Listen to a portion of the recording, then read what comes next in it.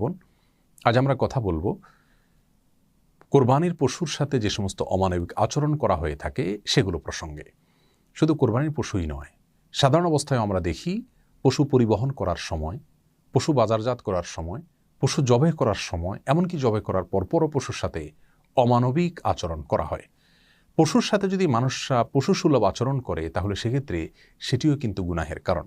সহিহ মুসলিমের হাদিসে বর্ণিত হয়েছে, রাসূল করিম সাল্লাল্লাহু আলাইহি ওয়াসাল্লাম ইরশাদ করেছেন, ইন্নাল্লাহা কাতাবাল ইহসানা আলা কুল্লি শাই। নিশ্চয়ই আল্লাহ সুবহানাহু ওয়া তাআলা প্রত্যেকটা প্রাণীর প্রতি দয়া করার জন্য তোমাদের জন্য উপরে আবশ্যক করে দিয়েছেন। ফাইদা কাতালতুম ফাহসিনুল কিতলাতা ওয়া ইযা যাবাহতুম ফাহসিনুদ যিবহাতা। অতএব তোমরা যদি কোনো মানুষকে হত্যা করতে হয়, বিচারিকভাবে কারো মৃত্যুদণ্ড হলো অথবা যুদ্ধের ময়দানে কাউকে হত্যা করতে হলো, তখনও তার প্রতি তোমরা অমানবিক আচরণ করবে না। আর যখন কোনো পশু জবাই করতে হবে তাকেও বিনা প্রয়োজনে তোমরা অতিরিক্ত কষ্ট দিবে না।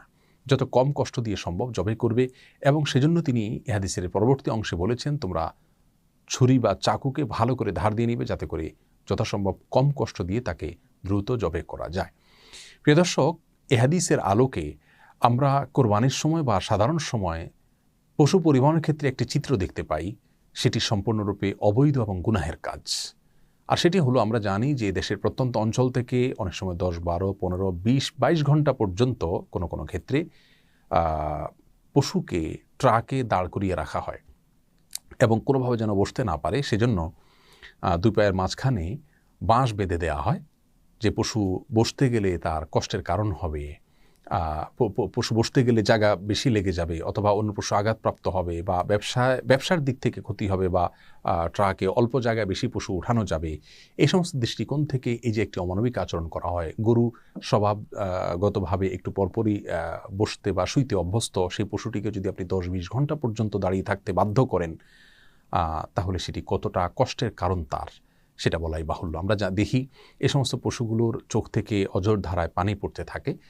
আবার সেগুলোকে বাজারজাত করার সময় বিভিন্ন রকমের ট্যাবলেট অথবা তার আগে অনেক ট্যাবলেট বা ইনজেকশন তাদেরকে খাওয়ানো হয়, পান করানো হয়, প্রয়োগ করা হয়, যেগুলো তাদের স্বাস্থ্যের জন্য অত্যন্ত ক্ষতিকর, তাদের কষ্টের কারণ। এবং অনেক সময় ছাগল ইত্যাদিকে জোর করে পাইপ দিয়ে পানি পান করিয়ে তাদের পেটকে ফুলানো হয়। কোনো কোনো ক্ষেত্রে সেটা এত বেশি পরিমাণে করা হয় যে অনবরত সে পেশাব করতে থাকে। এই ধরনের অনেক অমানবিক আচরণ বাজারজাত করার সময় করা হয়ে থাকে। এমনকি ছাগল বাজারে যখন উঠানো হয় তখন এত টাইট করে বাঁধা হয় যে কোনোভাবে সে বসতে পারে না। সকাল থেকে রাত পর্যন্ত এভাবে দাঁড় করিয়ে রাখা হয়। প্রিয় দর্শক, এই আচরণগুলো সম্পূর্ণরূপে জঘন্য এবং গুনাহের কাজ। সেই সাথে পশু জবাই করার সময় পর্যন্ত দেখা যায় যে অনেক সময় কসাইরা সেটাকে খোঁচাতে থাকেন বা চাকু ভালো করে আগে ধার দেওয়া হয় না, অনেক সময় পচানোর প্রয়োজন হয়, যা পশুর কষ্টের কারণ হয়।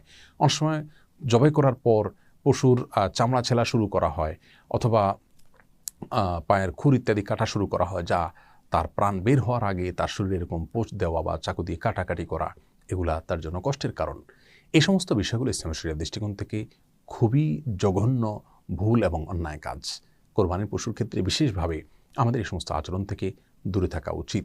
আপনি যে পশু জবাই করে আল্লাহ সুবহানাহু ওয়া তাআলার সন্তুষ্টি চাচ্ছেন, সেই পশু যদি পরিবহন থেকে নিয়ে বাজারজাত থেকে নিয়ে জবাই করার সময়, জবাই করার পরে সর্বক্ষণ তাকে যদি অযাচিতভাবে আপনি কষ্ট দেন, তাহলে কোনোভাবেই কিন্তু আপনি আপনার রবকে সন্তুষ্ট করতে পারবেন না। এই জন্য এই বিষয়গুলোর প্রতি আমাদের বিশেষভাবে সাবধান হওয়া উচিত। আল্লাহ সুবহানাহু ওয়া তাআলা আমাদের সকলকে সব ক্ষেত্রে মানবিক এবং দয়া